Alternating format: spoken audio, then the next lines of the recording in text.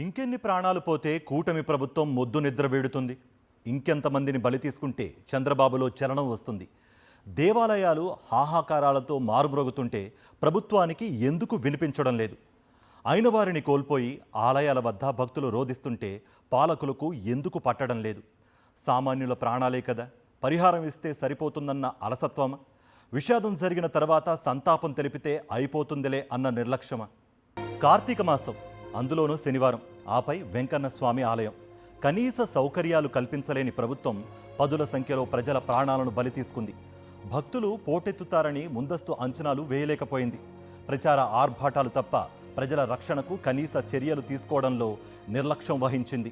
ఒక్కరు కాదు, ఇద్దరు కాదు, ఏకంగా 10 మంది నిండు ప్రాణాలను బలి తీసుకుంది కూటమి సర్కార్ నిఘా వైఫల్యం. భార్యను కోల్పోయిన భర్త, తల్లిని కోల్పోయిన కొడుకు. ఎవరు తీరుస్తారు వీరి బాధను? ఎలా ఓదారిస్తే తగ్గుతుంది వీళ్ల దుఃఖం? చిరునవ్వులతో ఇంటి నుంచి బయలుదేరిన వారు విగత జీవులుగా తిరిగి రావడానికి కారణం సర్కారు కాదా? దేవుడా నువ్వే దిక్కని ఆలయానికి వెళ్లిన ఆ భక్తులను కానరాని లోకాలకు పంపించింది ప్రభుత్వం కాదా? ఎన్ని కోట్లు ఇచ్చినా పోయిన ప్రాణాలు తిరిగి తీసుకురాగలవా? బాధిత కుటుంబాలకు కూటమి ప్రభుత్వం ఏం సమాధానం చెబుతుంది? తుఫాన్లను చుట్టుముట్టి బంగాళాఖాతం అవతల విసిరిన విజనరీకి ఈ విషాదం కాన రావడం లేదా? 40 ఇయర్స్ ఇండస్ట్రీ ఈ కన్నీటి గాథలను ఎందుకు ముందే ఊహించలేకపోయారు? ఎలివేషన్లతో చంద్రబాబుకు జాకీలు పెట్టి లేపే ఎల్లో మీడియా ఈ విషాద ప్రభుత్వ వైఫల్యమేనని ఎందుకు చెప్పడం లేదు? తుఫాన్ను అడ్డుకుంది చంద్రబాబే అయితే తొక్కిసలాటలో పదుల సంఖ్యలో ప్రాణాలు పోయేందుకు కారణం కూడా చంద్రబాబు కాదా? ప్రతిపక్షం మీద కక్ష తీర్చుకునేందుకే చంద్రబాబు ప్రయత్నాలు తప్ప ప్రజల ప్రాణాల రక్షణపై చిత్తశుద్ధి లేదని ఈ ఘటన నిరూపించింది కాదా? ప్రతిపక్ష పార్టీకి చెందిన ఏ నాయకుడు ఏం చేస్తున్నాడని తెలుసుకునేందుకు ఇంటెలిజెన్స్ను నడిపిస్తున్నారే గాని ఇలాంటి విపత్తులను ముందస్తుగా పసిగట్టేందుకు కాదని తేట తెల్లమైంది కదా. అంతమంది భక్తులు వస్తే ఒక్కరంటే ఒక్క పోలీస్ కూడా అక్కడ లేరంటే హోంశాఖ మొద్దు నిద్రపోతున్నట్లే కదా. ఇన్ని నిర్లక్ష్యాలకు కారణం చంద్రబాబు కాదని ఎల్లో మీడియా చెప్పగలదా? శ్రీకాకుళం జిల్లా పలాస ఆసుపత్రి వద్ద ఉద్రిక్తత నెలకొంది. ఆసుపత్రి ప్రాంగణం ఖాళీ చేయాలని పోలీసులు ఆదేశించారు. ఆసుపత్రి ప్రాంగణం నుంచి వైఎస్ఆర్సీపీ శ్రేణులను బయటకు పంపించి వేశారు పోలీసులు. దీంతో పలాస ఆసుపత్రి వద్ద వైఎస్ఆర్సీపీ శ్రేణులు సీదిరి అప్పలరాజు బైఠాయించారు. కాశీబుగ్గ వెంకటేశ్వర స్వామి ఆలయంలో తీవ్రంగా గాయపడిన వారికి పలాస ఆసుపత్రిలో చికిత్స జరుగుతోంది. శ్రీకాకుళం జిల్లా పలాస ఆసుపత్రి వద్ద ఉద్రిక్తత నెలకొంది. ఆసుపత్రి ప్రాంగణం ఖాళీ చేయాలని పోలీసులు ఆదేశించారు. ఆసుపత్రి ప్రాంగణం నుంచి వైఎస్ఆర్సీపీ శ్రేణులను బయటికి పంపించి వేశారు పోలీసులు. దీంతో పలాస ఆసుపత్రి వద్ద వైఎస్ఆర్సీపీ శ్రేణులు సీదిరి అప్పలరాజు బైఠాయించారు. కాశీబుగ్గ వెంకటేశ్వర స్వామి ఆలయంలో తీవ్రంగా గాయపడిన వారికి పలాస ఆసుపత్రిలో చికిత్స జరుగుతోంది. రైట్, ప్రస్తుతం పలాస ఆసుపత్రి వద్ద మా ప్రతినిధి సునీల్ అందుబాటులో ఉన్నారు. సునీల్, సీదిరి అప్పలరాజు కానీ వైఎస్ఆర్సీపీ శ్రేణులను కానీ అక్కడి నుంచి పంపించి వేసే ప్రయత్నం చేస్తున్నారు పోలీసులు అన్నట్టుగా తెలుస్తోంది. మరి లోపల ఇటు బాధితులకి ఎలాంటి చికిత్స అందుతోంది? దీనికి సంబంధించి వైఎస్ఆర్సీపీ శ్రేణుల డిమాండ్ ఏంటి?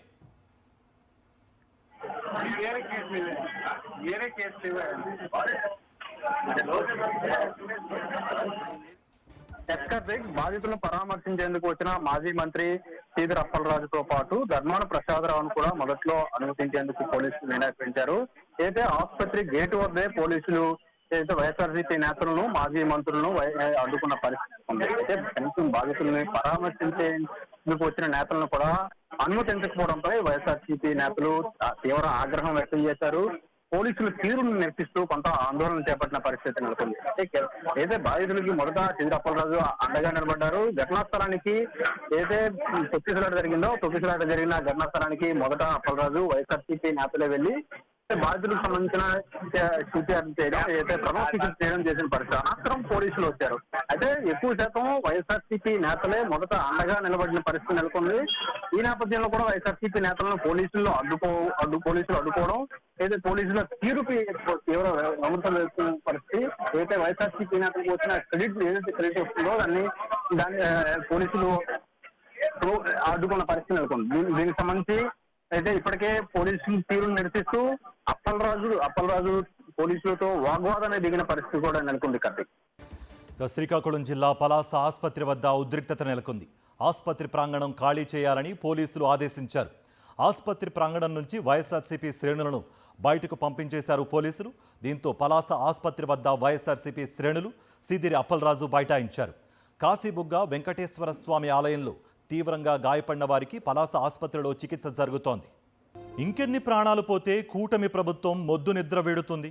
ఇంకెంతమందిని బలి తీసుకుంటే చంద్రబాబులో చలనం వస్తుంది? దేవాలయాలు ఆహాకారాలతో మారుమ్రోగుతుంటే ప్రభుత్వానికి ఎందుకు వినిపించడం లేదు? అయిన వారిని కోల్పోయి ఆలయాల వద్ద భక్తులు రోధిస్తుంటే పాలకులకు ఎందుకు పట్టడం లేదు? సామాన్యుల ప్రాణాలే కదా, పరిహారం ఇస్తే సరిపోతుందన్న అలసత్వమా? విషాదం జరిగిన తర్వాత సంతాపం తెలిపితే అయిపోతుందిలే అన్న నిర్లక్ష్యమా? కార్తీక మాసం, అందులోనూ శనివారం, ఆపై వెంకన్న స్వామి ఆలయం. కనీస సౌకర్యాలు కల్పించలేని ప్రభుత్వం పదుల సంఖ్యలో ప్రజల ప్రాణాలను బలి తీసుకుంది. భక్తులు పోటెత్తుతారని ముందస్తు అంచనాలు వేయలేకపోయింది. ప్రచార ఆర్భాటాలు తప్ప ప్రజల రక్షణకు కనీస చర్యలు తీసుకోవడంలో నిర్లక్ష్యం వహించింది. ఒక్కరు కాదు, ఇద్దరు కాదు, ఏకంగా 10 మంది నిండు ప్రాణాలను బలి తీసుకుంది కూటమి సర్కార్ నిఘా వైఫల్యం. భార్యను కోల్పోయిన భర్త, తల్లిని కోల్పోయిన కొడుకు, ఎవరు తీరుస్తారు వీరి బాధను? ఎలా ఓదారిస్తే తగ్గుతుంది వీళ్ళ దుఃఖం? చిరునవ్వులతో ఇంటి నుంచి బయలుదేరిన వారు విగత జీవులుగా తిరిగి రావడానికి కారణం సర్కారు కాదా? దేవుడా నువ్వే దిక్కని ఆలయానికి వెళ్ళిన ఆ భక్తులను కానరాని లోకాలకు పంపించింది ప్రభుత్వమే కదా. ఎన్ని కోట్లు ఇచ్చినా పోయిన ప్రాణాలను తిరిగి తీసుకురాగలరా? బాధిత కుటుంబాలకు కూటమి ప్రభుత్వం ఏం సమాధానం చెబుతుంది?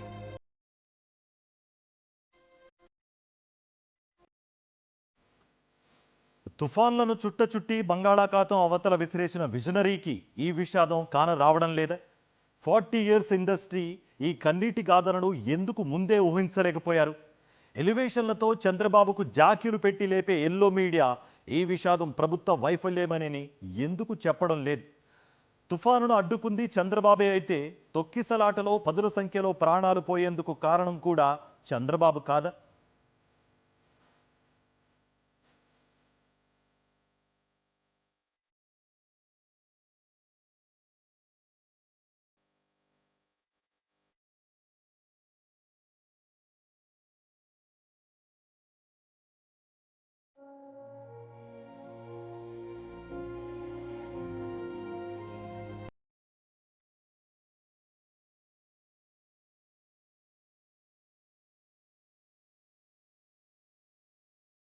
ప్రతిపక్షం మీద కక్ష తీర్చుకునేందుకే చంద్రబాబు ప్రయత్నాలు తప్ప ప్రజల ప్రాణాల రక్షణకై చిత్తశుద్ధి లేదని ఈ ఘటన నిరూపించింది కదా. ప్రతిపక్ష పార్టీకి చెందిన ఏ నాయకుడు ఏం చేస్తున్నాడని తెలుసుకునేందుకు ఇంటెలిజెన్స్ను నడిపిస్తున్నారే గాని ఇలాంటి విపత్తులను ముందస్తుగా పసిగట్టేందుకు కాదని తేటతెల్లమైంది కదా. అంతమంది భక్తులు వస్తే ఒక్కరంటే ఒక్క పోలీస్ కూడా అక్కడ లేరంటే హోంశాఖ మొద్దు నిద్రపోతున్నట్లే కదా. ఇన్ని నిర్లక్ష్యాలకు కారణం చంద్రబాబు కాదని ఎల్లో మీడియా చెప్పగలదా?